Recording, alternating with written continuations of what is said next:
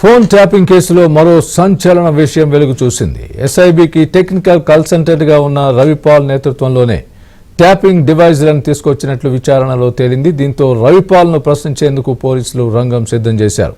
కేంద్ర ప్రభుత్వం అనుమతి లేకుండా ఓ సాఫ్ట్వేర్ కంపెనీ పేరుతో ఇజ్రాయెల్ నుంచి రవిపాల్ ట్యాపింగ్ డివైజ్లను దిగుమతి చేసుకున్నట్లు పోలీసులు గుర్తించారు.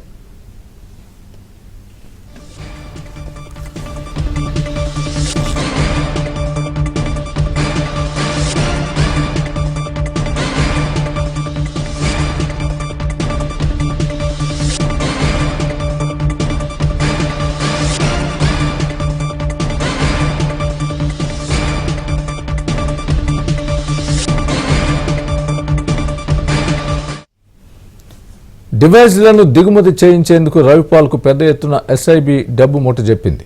ఫోన్ల ద్వారా 300 మీటర్ల పరిధిలో మాట్లాడే మాటల్ని స్పష్టంగా వినిపించే అధునాతన డివైజ్లను రవిపాల్, ప్రభాకర్ కలిసి దిగుమతి చేసుకున్నట్లు విచారణలో తేలింది.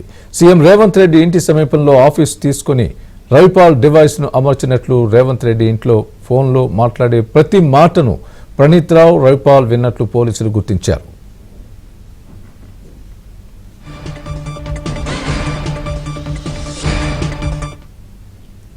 ఇదే అంశానికి సంబంధించి పూర్తి అప్డేట్ మా ప్రతినిధి ప్రవీణ్ అడిగి తెలుసుకుందాం. ప్రవీణ్, చెప్పండి.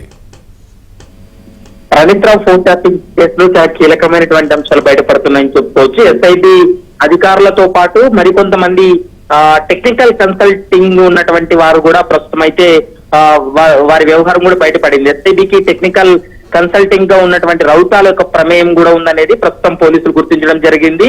రవిపాల్ నేతృత్వంలోని టాపింగ్ డివైస్ లను తీసుకొచ్చినట్లు గుర్తించారు.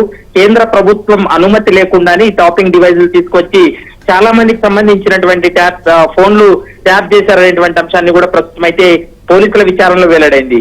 ఒక సాఫ్ట్వేర్ కంపెనీ పేరుతోటి ఇజ్రాయెల్ నుంచి ఈ ఫోన్ ట్యాప్ కు సంబంధించినటువంటి డివైసులను దిగుమతి చేసుకున్నారని, మరోవైపు రవిపాల్ కు పెద్ద ఎత్తున కోట్ల రూపాయలు నగదును కూడా ఎస్ఐబి చెల్లించిందనేటువంటి అంశాన్ని అయితే గుర్తించడం జరిగింది.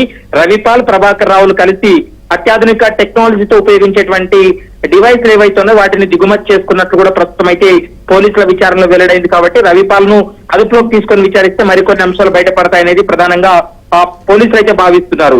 దాదాపు 300 మీటర్ల పరిధిలో మాట్లాడేటువంటి మాటలను కూడా నేరుగా వినపడేటువంటి డివైస్ లను వారు అనుకున్నటువంటి టార్గెట్ లో ఫిక్స్ చేస్తూ వస్తున్నారు. ముఖ్యంగా అప్పటి ప్రతిపక్ష నేతగా అప్పటి పిసిసి అధ్యక్షుడిగా ఉన్నటువంటి రేవంత్ రెడ్డి ఇంటి సమీపంలో కూడా అక్కడ ఆఫీస్ తీసుకొని అక్కడ డివైస్ ఏర్పాటు చేశారు రవిపాల్ అనేది ప్రస్తుతం పోలీసులు అయితే అనుమానం వ్యక్తం చేస్తున్నారు. ఇంకా దానిపైన పూర్తి స్థాయిలో దర్యాప్తు చేయాల్సినటువంటి అవసరం ఉంటుంది. కాబట్టి రవిపాల్ ను ప్రశ్నించేందుకు ఇప్పటికే రంగం సిద్ధమైంది. రవిపాల్ ను ప్రశ్నిస్తే దీని వెనుక ఉన్నటువంటి సూత్రధారులు, పాత్రధారుల వ్యవహారం కూడా బయటపడేటువంటి అవకాశం అయితే కనపడుతుంది. Swami, right Praveen, thanks for the update.